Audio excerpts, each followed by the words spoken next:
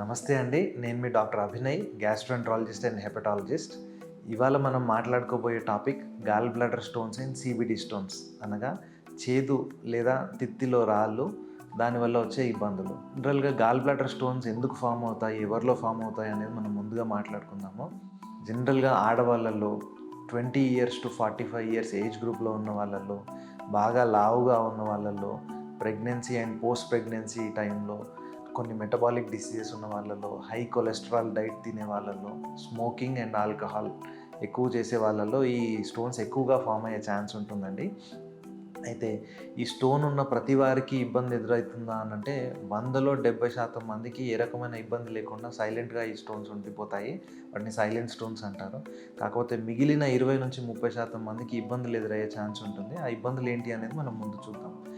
అయితే ఈ రాళ్ళు ఉన్న వాళ్ళల్లో ఏ రకమైన సమస్యలు ఎదురవుతూ ఉంటాయి, ఎందుకు ఫామ్ అవుతుంది అనేది మనం ముందుగా మాట్లాడుకుందాము. బాగా కొలెస్ట్రాల్ ఎక్కువగా ఉన్న ఫుడ్ తీసుకోవడము, నాన్ వెజ్ ఎక్కువగా తీసుకోవడము, స్మోకింగ్, ఆల్కహాల్ ఎక్కువగా తీసుకోవడము అండ్ ప్రెగ్నెన్సీ టైంలో హార్మోన్స్ ఎఫెక్ట్ వల్ల ఈ స్టోన్స్ అనేవి ఫామ్ అవుతూ ఉంటాయి.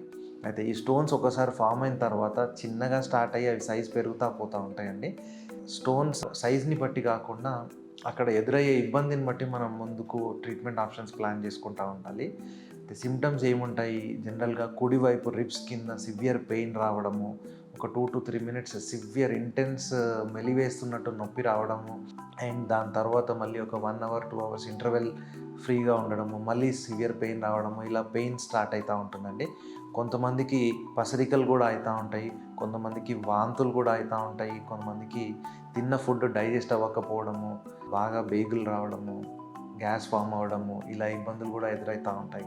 అయితే గాల్ బ్లాడర్ స్టోన్ ఉన్న ప్రతి వారికి ఫస్ట్ ఇవాల్యుయేట్ చేసుకోవడము, అక్కడ ఉన్న ఇబ్బంది ఏంటి అనేది ఇవాల్యుయేట్ చేసుకోవడం చాలా అవసరము. ఎందుకంటే దాంతో కొన్ని కాంప్లికేషన్స్ కూడా ఎదురయ్యే ఛాన్స్ ఉంటుంది. ఎట్లాంటి కాంప్లికేషన్స్ వస్తూ ఉంటాయంటే, గాల్ బ్లాడర్ స్టోన్ ఉన్నప్పుడు ఆ స్టోన్ గాల్ బ్లాడర్ మ్యూకోజాని డ్యామేజ్ చేస్తూ ఉంటుంది. అక్కడ గాల్ బ్లాడర్ వాల్ మొత్తం స్వెల్లింగ్ వచ్చేసి అక్కడ సివియర్ పెయిన్ రావడము, కొన్నిసార్లు ఫీవర్ రావడము, కొన్నిసార్లు పసిరికలు రావడం ఎదురవుతూ ఉంటుంది. దీన్ని మనం కోలిసిస్టైటిస్ అంటాము. ఇట్లాంటప్పుడు కన్జర్వేటివ్గా మేనేజ్ చేసుకోవాల్సిన అవసరం ఉంటుంది. కొన్నిసార్లు సర్జరీ ఇమీడియట్గా చేసుకోవాల్సిన అవసరం ఉంటుంది. అయితే రెండో రకమైన ఇబ్బంది ఏంటి అని అంటే, గాల్ బ్లాడర్లో ఉన్న స్టోన్ గాల్ బ్లాడర్ నుంచి బయటకు వచ్చే ద్వారం ద్వారా బయటికి వచ్చేసి నెక్లో ఇరుక్కుపోవడము, లేదా నెక్ నుంచి బయటపడి గాల్ బ్లాడర్ నుంచి బయటకు వచ్చి పేగుకు కనెక్ట్ చేసే పైప్ ఒకటి ఉంటుంది, దాన్ని సిబిడి అంటారు. సిబిడిలో స్టోన్ ఇరుక్కుపోవడము, కొన్నిసార్లు చిన్న పేగు ద్వారం దగ్గర ఇరుక్కుపోవడము, ఇట్లాంటి ఇబ్బందులు కూడా ఎదురయ్యే ఛాన్స్ ఉంటుంది. ఒకవేళ ఆ పైప్లో కనుక రాయి ఇరుక్కుపోయినట్టయితే అక్కడ అది చాలా చిన్న సైజులో ఉంటుందండి. 2 to 3 mm, 4 to 6 mm దాని మ్యాక్సిమం సైజు. స్టోన్ అక్కడ ఇరుక్కుపోయినప్పుడు అక్కడ మనకి జాండీస్ అయ్యే ఛాన్స్ ఉంటుంది. అండ్ రెండోది జామ్ అయిన దాంట్లో ఇన్ఫెక్షన్ ఎదురయ్యి కొలాంజైటిస్లో కూడా ల్యాండ్ అయ్యే ఛాన్స్ ఉంటుంది. ఇది ఒక ఎమర్జెన్సీ కండిషన్ అండి. దీనికి ఇమీడియట్గా మనం అక్కడికి వెళ్ళి ఆ దారి ఓపెన్ చేయాల్సి ఉంటుంది. కింద నుంచి ఆ వే ఓపెన్ చేసిన తర్వాత ఆ స్టోన్ని తీసేసి పైనుంచి కిందికి స్టెంట్ వేసి ఆ దారిని బ్రిడ్జ్ చేయాల్సి ఉంటుంది. దీన్ని మనం ఈఆర్సిపి అంటాము. కొన్నిసార్లు అక్కడ నుంచి రాయి పడిపోయే టైంలో అక్కడ చేసిన సివియర్ డ్యామేజ్ వల్ల ప్యాంక్రెటైటిస్ కూడా ఎదురయ్యే ఛాన్స్ ఉంటుంది. దీంతో సివియర్ పెయిన్ రావడము, వాంతులు రావడము, తిన్నది ఏది డైజెస్ట్ అవ్వకపోవడము, సివియర్ కాంప్లికేషన్ అండి. ఇది అడ్మిట్ చేసుకొని దీనికి ట్రీట్మెంట్ చేసుకోవాల్సిన అవసరం ఉంటుంది. కొన్నిసార్లు పడిపోయిన రాయి సైజు పెద్దగా ఉంటే చిన్న పేగులో కూడా ఇరుక్కుపోయే ఛాన్స్ ఉంటుంది. ఇట్లాంటి ఇబ్బందులు ఎదురయ్యే ఛాన్స్ ఉంటుంది. అందుకనే గాల్ బ్లాడర్లో ఉన్న ప్రతి స్టోన్ని ఇవాల్యుయేట్ చేసుకోవాలి. ఎందుకు ఫామ్ అయింది అనేది తెలుసుకోవడం ముఖ్యం. అక్కడ ఉన్న స్టోన్ టైప్ ఏంటి, సైజ్ ఎంత ఉంది, దాంతో ఎదురయ్యే ఇబ్బందులకు ఛాన్స్ ఎంత ఉంది అనేది ఇవాల్యుయేట్ చేసుకోవడం ముఖ్యం. దీనికి ట్రీట్మెంట్ ఆప్షన్స్ ఉన్నాయండి. ఒకవేళ గాల్ బ్లాడర్లో స్టోన్ ఉంది అని అంటే అది సైలెంట్గానే ఉంది అని అంటే వెయిట్ చేయొచ్చు.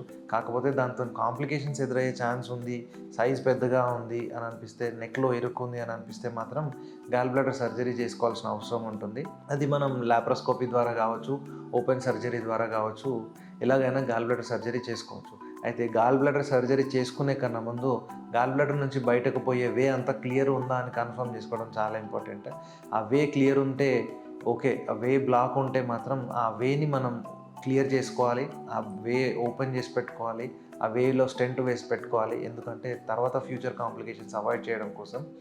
చేసుకున్న తర్వాత గాల్ బ్లాడర్ సర్జరీ చేసుకునే ఛాన్స్ ఉంటుంది. అది ఆ వే ఓపెన్ చేసే ప్రొసీజర్ని ఈఆర్సీపీ అంటారు. ఈఆర్సీపీ చేసుకున్న తర్వాత గాల్ బ్లాడర్ సర్జరీ చేసుకోవచ్చు. లాప్రోస్కోపీ ద్వారా చేసుకోవచ్చు, ఓపెన్ సర్జరీ చేసుకోవచ్చు. అది depending on the patients condition, అక్కడ ఉన్న సిచ్యువేషన్ బట్టి అప్పుడు జనరల్ సర్జన్ కానీ లాప్రోస్కోపిక్ సర్జన్స్ కానీ డిసైడ్ చేస్తారు అక్కడ ఎట్లా చేసుకోవాలి, ఎట్లా చేయాలి అనేది. ఏదైనా కానీ గాల్ బ్లాడర్ స్టోన్స్ని ఇవాల్యుయేట్ చేసుకోవడము, ఫ్యూచర్ కాంప్లికేషన్స్ని వచ్చే ఛాన్సెస్ ఎంత ఉందో తెలుసుకోవడము, దాన్ని అవాయిడ్ చేయడం అనేది చాలా ఇంపార్టెంట్. ఏదైనా గాల్ బ్లాడర్ స్టోన్స్ ఉన్నాయి అని అనిపిస్తే మీ దగ్గరలో ఉన్న డాక్టర్ని సంప్రదించండి. దాన్ని ఇవాల్యుయేట్ చేసి డాక్టర్ చెప్పిన సలహాలని పాటించండి. Thank you.